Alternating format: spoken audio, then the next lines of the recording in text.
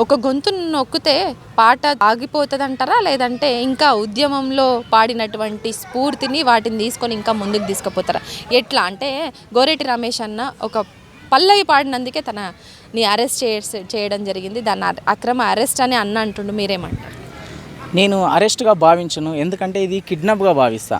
Arrest అంటే ఏదైనా warranty కానీ ఏదైనా నోటీసులు కానీ ఇచ్చేసి అరెస్ట్ చేస్తారు. అట్లా కాకుండా మఫ్టీలో వచ్చి అక్కడిద్దరు ఉండి అన్నని ఎత్తుకపోవడాన్ని అరెస్ట్గా భావించను. ఎందుకంటే దీన్ని కిడ్నాప్గానే భావిస్తాను నా వంతుగా.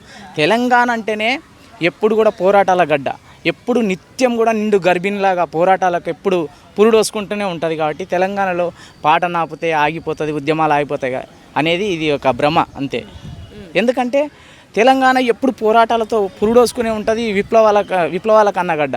ఇప్పుడు మార్వాడి గోబ్యాక్ అనే నినాదం ఎందుకు తీసుకోవాల్సి వచ్చిందంటే మార్వాడీలకు మేము మార్వాడీలను వెళ్ళిపోమని కాదు. ఇక్కడ నుంచి మార్వాడీలు తెలంగాణ సంపదను దోసుకుంటున్నారు, తెలంగాణలో ఉన్న సంస్కృతిని విధ్వంసం చేస్తున్నారు. కాబట్టి మార్వాడీల కల్చర్ గోబ్యాక్ అంటున్నాం తప్ప మార్వాడీలను వెళ్ళిపోమని చెప్పట్లేదు.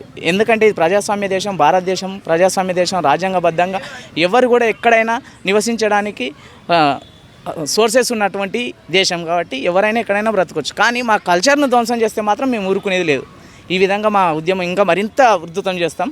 ఆట పాటకు సంఖ్యలేస్తే ఆగదు పోరాటం, అది వంచిన కొద్దీ ముంచుకు వచ్చే ఉప్పెన సిద్ధాంతం. ఆట పాటకు సంఖ్యలేస్తే ఆగదు పోరాటం. అట్లా ఆటకు పాటకు సంఖ్యలేస్తే ఆగదు పోరాటం. ఈ పోరాటం మరింత కూడా ఉధృతం చేస్తామని ఈ సందర్భంగా తెలియజేస్తున్నాను. అంటే కొంత గొంతు నొక్కే ప్రయత్నం కావచ్చు, ఫ్యామిలీ పరంగా మనకున్నటువంటి ఎమోషనల్స్ని కొంత దానిపైన కొట్టేటువంటి అవకాశాలు కూడా కనిపిస్తున్నాయి. ఎందుకంటే మూమెంట్ అనేది కాస్త పెద్దగా అయినప్పుడు భయభ్రాంతులకు గురి చేయడం కావచ్చు, అక్రమ అరెస్టులు ఇట్లాంటివి కంటిన్యూ అవుతుంటాయి. సో ఇట్లాంటి విషయంలో గోరేటి రమేష్ అన్నకు గాయకులందరూ ఎలాంటి సపోర్ట్ ఇవ్వబోతున్నారు? మీ అందరూ ఏం మాట్లాడుకున్నారు అసలు గ్రౌండ్లో?